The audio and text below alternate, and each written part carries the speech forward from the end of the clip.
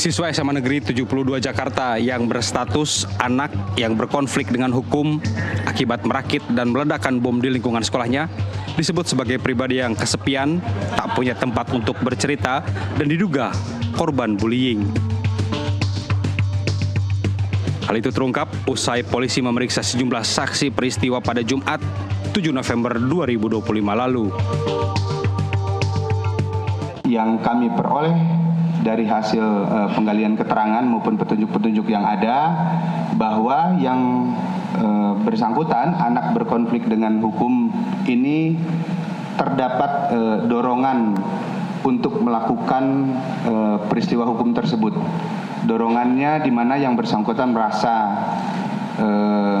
sendiri, kemudian merasa tidak ada yang menjadi tempat untuk menyampaikan keluh kesahnya, baik itu di lingkungan keluarga, kemudian di lingkungannya itu sendiri maupun di lingkungan sekolah. Ini yang menjadi perhatian kami juga bersama dengan KPAI.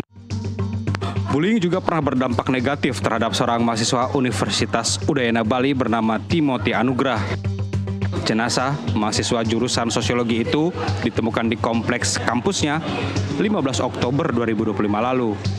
Korban diduga nekat mengakhiri hidupnya karena kerap dibully.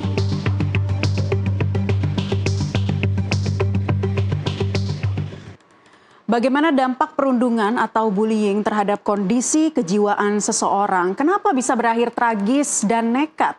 Kita akan jelajahi isu agar bisa memahami realita bersama narasumber Dialog Prime sore hari ini. Di studio sudah hadir bersama kami psikolog sekaligus grafolog atau ahli yang menganalisa karakter seseorang lewat tulisan tangannya. Ada Joyce Manurung. Selamat sore, Mbak Joyce. Apa kabar? Selamat sore pemirsa. Kabar baik, terima kasih sudah hadir di NTV Prime kali ini. Ini menjadi penting banget karena kita masih harus mengulas mengenai kasus ledakan yang terjadi di SMA N 72 Jakarta ya, Mbak Joyce. Ini ada sejumlah temuan-temuan baru dari pihak kepolisian yang mengatakan bahwa pelaku ABH, anak yang berkonflik dengan hukum ini, dalam kondisi kesepian dan ternyata jarang berinteraksi dengan lingkungan sekitar. Nah, apakah kondisi remaja yang kesepian bisa se-ekstrim itu melakukan tindakan yang bisa dikatakan kriminal yang ekstrim begitu? Nah, kita bicara remaja ya. Remaja ini adalah dalam fase hidup manusia, itu fase hidup paling kompleks dan seperti roller coaster. Naik turun, naik turun. Nah, di fase ini memang kita bicara tentang anak-anak yang ingin mendapatkan pertama pengakuan, penerimaan, membangun identitas. Karena di fase ini ada dua kondisi yang sedang dimunculkan. Pertama, dia ingin menjadi independen. Dia mandiri, bisa apapun. Namun sisi lain dia sangat bergantung pada support sistemnya, orang tua, guru dan sebagainya.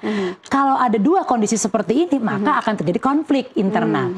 Orang kalau konflik internal biasanya akan bingung melakukan apapun, bingung ambil keputusan. Belum lagi tingkat kognisinya belum matang, belum bisa nganalisis, common sense-nya belum kuat dan sebagainya. Nah, ketika dia ada persoalan dan tidak ada support system yang bisa menjadi teman, bicara, memberikan pencerahan atau minimal nanya dijawab deh, kan nggak ada. Akhirnya dia mencerna sendiri, dia mengelola sendiri. Nah, dengan kondisi orang bingung, orang belum matang, apa yang mungkin dihasilkan? Nah, yang dihasilkan adalah hal-hal yang menurutnya benar dan benar. Menurutnya. Jadi kalau kita lihat, bukan soal kesepiannya, tapi bagaimana anak ini tidak mampu atau saya lebih sebut kasihan ya. Dia tidak punya orang untuk mendampinginya, menyelesaikan semua isi pikiran dan perasaannya dia. Ya, ini seperti gunung es ya, Mbak ya. Betul, benar-benar menumpuk begitu karena dirasa support system dari keluarga tidak ada, dari lingkungan sosial dan bahkan sekolah ya. Seharusnya ini bisa menjadi ruang aman bagi peserta didik. Gitu. Artinya sebenarnya anak-anak seperti ini sudah mendapatkan perlakuan tertentu gitu ya, perhatian tertentu. Karena perilakunya pasti tidak umum. Gitu. Jadi bukan seperti anak-anak kebanyakan yang tertawa-tawa sama temennya gitu ya, bikin geng-gengan, nggak begitu. Dia relatif menyendiri. Mungkin dia nggak suka ngobrol dengan guru atau orang-orang terdekatnya. Nah, perilaku-perilaku seperti ini kan mudah untuk dibaca, udah diamati, sehingga guru bisa mengamati kok dia agak berbeda ya. Betul. Atau kalau ditanya itu jawabannya sangat singkat, normatif, sekedarnya dan sebagainya. Jadi anak tidak terbiasa untuk mengekspresikan apa yang jadi perasaan itu kayak apa yang jadi kemarahannya. Apalagi kalau tadi dikatakan ada unsur penrundungan yang pernah dia alami, ini semakin kompleks gitu. Seharusnya pihak sekolah memang bisa benar-benar ya ambil peran di sini mendeteksi, ya bukan hanya nunggu mungkin ya, siswanya untuk datang ke ruang BK, katakanlah seperti itu ya Mbak Joyce. Tapi basis pertama bukan sekolah, rumah, orang tua, keluarga, orang-orang terdekat yang ada di lingkungan yang setiap hari dia temuin. Jadi sekolah itu melengkapi sebenarnya. Jadi kalau kita sebut orang tua di sini, fungsi ayah dan fungsi ibu ada nggak? Saya tidak bicara soal fisik ayah dan ibunya, tapi fungsinya berperan atau tidak. Bagaimana ibu dan ayah itu membuat komunikasi terbuka, interaksi yang terus-menerus intens dengan anak. Nggak sekedar nanya, Dek tadi siang makan apa?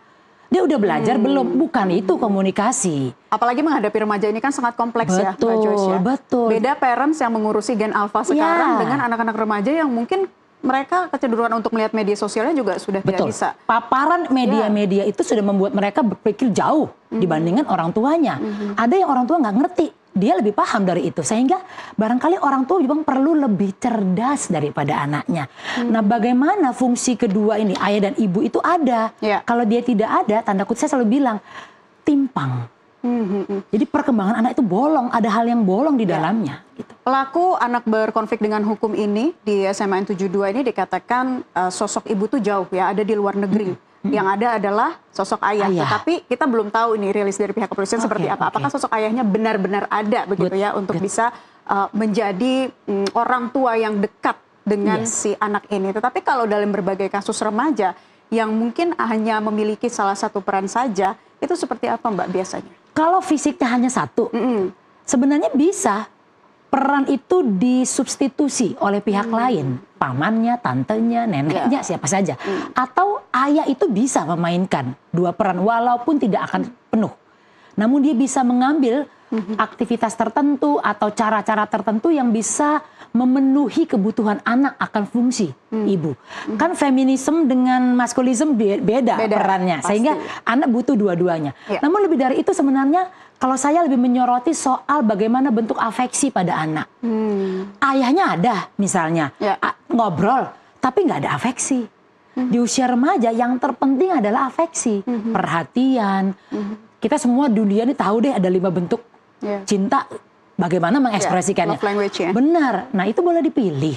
Dan kalaupun orang tua nggak teredukasi mengenai hal itu, minimal dia tahu berbicara dengan lembut. Bagaimana menanyakan persoalan anak dengan cara yang mudah diterima anak, nggak interrogatif, nggak marah-marah, tidak menyalahkan gitu ya, atau tidak menuduh anak kamu sih di kamar terus, kamu apa gunanya nggak belajar? Itu dihilangkan semua. Nah bagaimana sekarang peran ayah ini melakukan itu? Supaya anak-anak remaja ini